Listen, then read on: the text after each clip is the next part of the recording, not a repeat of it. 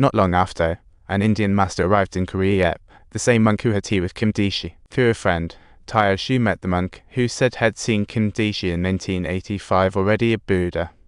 And he was the reincarnation of Maitreya Buddha, with 6 fingers on each hand and spreading an aroma that could make anyone drool. The monk touched Kim. It's safe to say he was over the moon. He reached perfection, defeated the limits of the human body, and became immortal. The monk gave Jindishi a mysterious prophecy: he will have an arch-nemesis. 100 years later, he will appear where the bright light goes out, and this light represents Maitreya Buddha.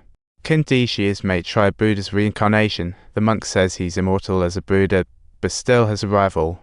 This rival will eradicate him. Combining the monk's revelations, we grasp the Eastern religion's prophecy, the one deemed an evil spirit. The very foe Jindishi fears. The day the demon bleeds marks the girl's first blood, foretelling Jinhu's change. But Jindishi ended up burning out, and after hearing the monk, Uncle Park was confused since Jindishi is a Buddha. Why is he letting his disciples run around committing murder? Doesn't he only have one arch-nemesis? But those 4 kings have wiped out who knows how many evil spirits over the years. Today's Christmas, and the streets are filled with joy. Uncle Park suddenly recalled a sad story. When Jesus was born, the king got a prophecy about a new king coming.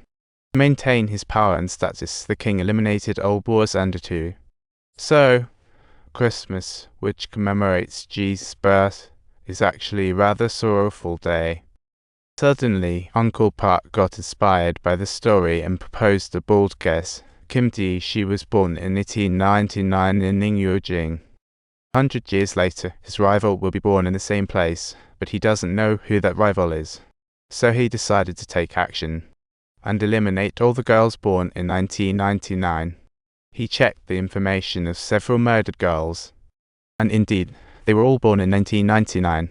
Uncle Park immediately called the police chief, asking him to verify. The chief sorted through all the case files and found that the girls born in Ningyujing in 1999 either got killed or went missing.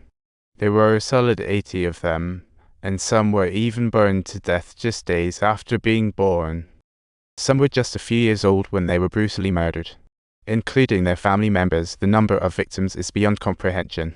Subtitle: just how utterly insane and wicked can someone be to carry out such a horrific human tragedy? At that very moment, Zheng Liuhan had already kidnapped Jinhua, a girl born in 1999, whom he knew he had to kill. If she dies, he'll complete the 81 magical tools mission. Jinhu asked why he'd kill her. At least let her understand before going. Jinhu replied that he had the wrong person. She has a twin sister who is the real evil. Her sister was a monster from birth, and her grandparents didn't even register her, so the Eastern religion has no idea she exists. Thinking back to what he experienced in the small black room, Zheng Liuhan suddenly had an epiphany.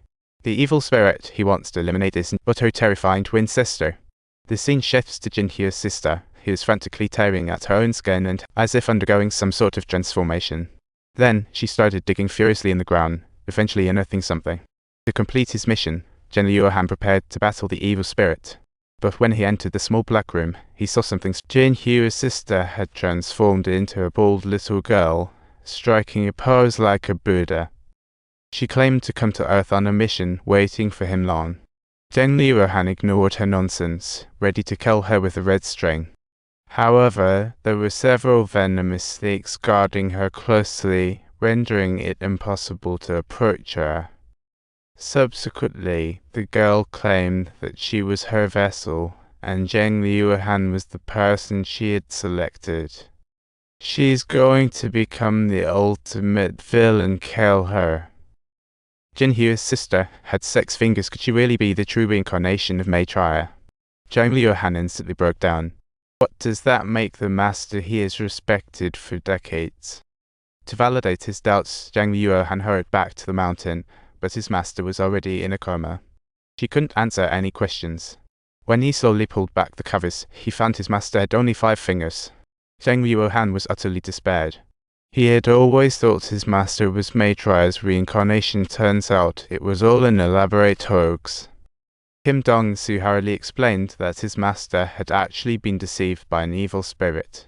And Kim Dong-su called Zheng Liuhan outside, saying she had something important to tell him, only to pull out a shotgun. Subtitles: and boom. Zheng Liuhan was thrown right out. Zheng Liuhan couldn't believe it, his trusted senior brother would turn on him like this. Subtitles. Tao Xu has uncovered Jindishi's secret, which holds no value for them anymore. Meanwhile, Tao Xu sneaked into Jindishi's room, watching her with a body and various high-tech medical devices, with even a urinary bag beside her. Tao Xu couldn't help but laugh. How ironic. Didn't you claim you became a god? How come you still need these things to survive? Soon after, Kim Guangxu walked in, and Tao Xu quickly hid. It seemed that Kim Guangxu had something he wanted to say.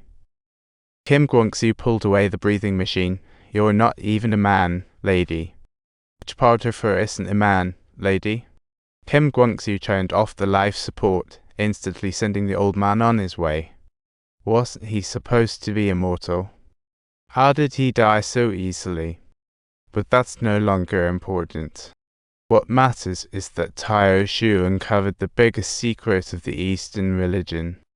The old man on the bed and the old lady were, in fact, Kim Guangxu, not Jindishi at all. His true disciple, Kim Guangxu, is the real Jindishi himself. And he truly surpassed the limits of the human body, gaining the ability of eternal life. Yet he was very cunning, always switching identities to let his disciple impersonate him.